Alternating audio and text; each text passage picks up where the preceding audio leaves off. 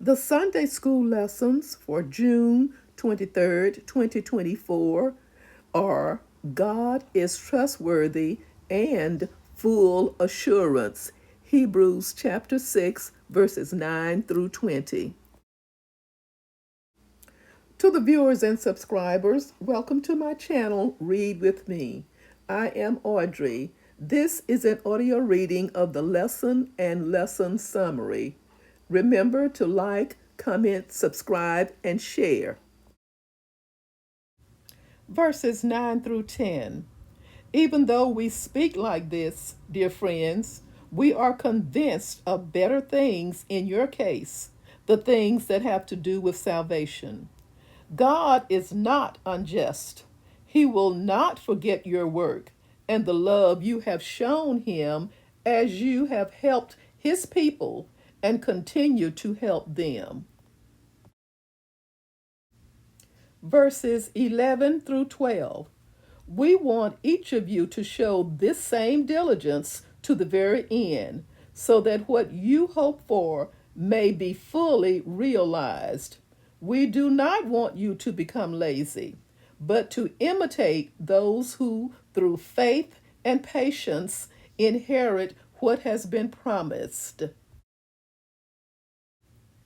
Verses 13 through 14.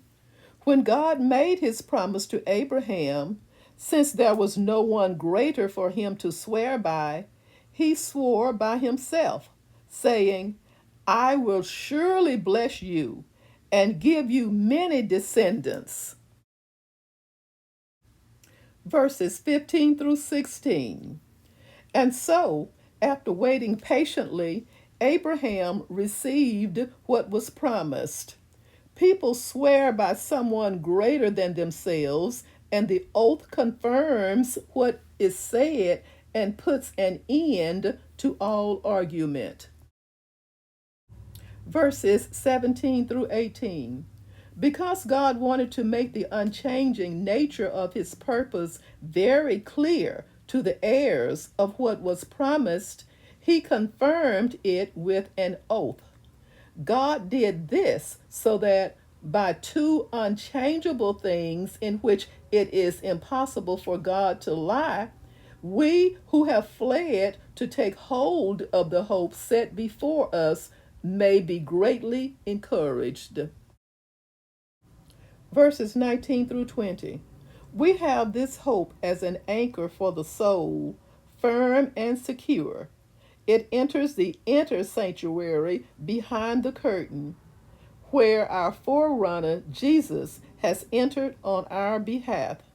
He has become a high priest forever in the order of Melchizedek. A brief summary. At this point, the writer issued a stern warning that is the theme of this book. These readers were not new Christians needing to be taught first principles again. The idea that they would turn from the high priest, Jesus, and go back to the rituals of cleansing rites and dead works of priests descended from Aaron were unheard of. The fact is, by rejecting Christ to return to Judaism, they were considering doing more than changing from one acceptable religion to another.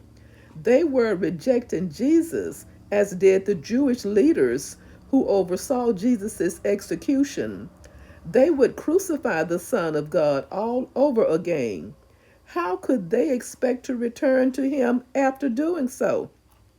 The writer was confident that they would not go that far, being convinced of better things of them.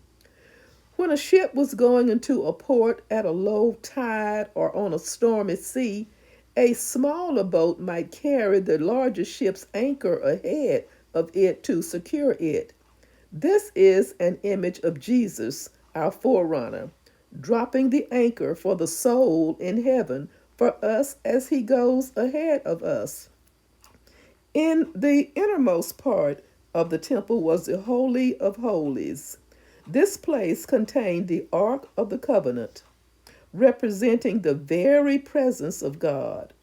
Only on very limited occasions could even the high priest go behind the curtain that marked the entrance of the sacred place. Only Jesus can do that for us. Thank you so very much for listening. Join me soon for the next Read with Me. Stay safe and may God bless.